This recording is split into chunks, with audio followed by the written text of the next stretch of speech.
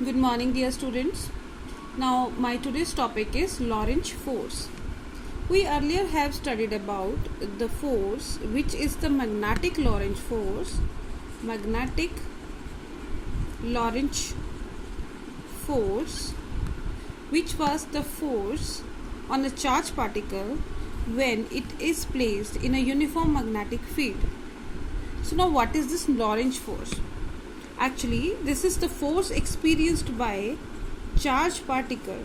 Force experienced by charged particle when it is moving in both electric and magnetic field, right? In both electric and magnetic field. Electric and magnetic field. Magnetic field. We know that when a charged particle is moving, in electric field, in that case the force experienced is given by Q into E, and naturally the direction of this force will be along the direction of electric field.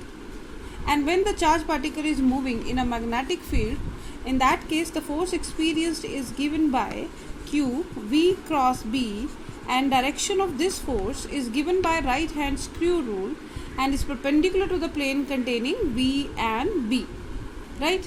So in that case, when the charged particle is entering in a space where both electric and magnetic field exist, in that case the net magnetic force, then that net force is given by force due to electric field and plus force due to magnetic field.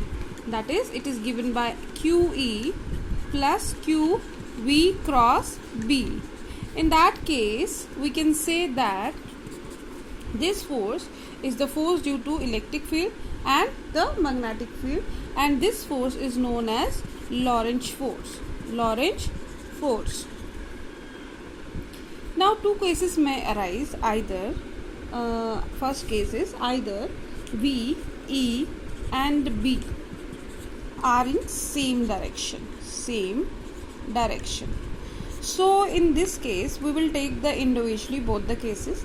When the charged particle is moving along the direction of electric field, we know that in that case the speed of the charged particle increases, right? And means the force which is responsible will increase the force speed of the charged particle.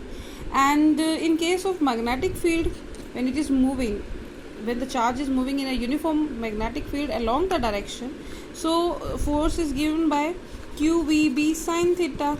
Along the direction theta is 0, so force is 0. Since no force is experienced, so the charged particle will move as it is at its original speed, right? So second case is when V, E and B, all the three are perpendicular to each other, means V, E, B are perpendicular to each other. In that case, what will happen? Since all the three are perpendicular to each other, so in that case we can say that the acceleration of the charged particle will be 0. Why 0? Because in that case net force, that is Fe plus Fm on the charged particle is 0.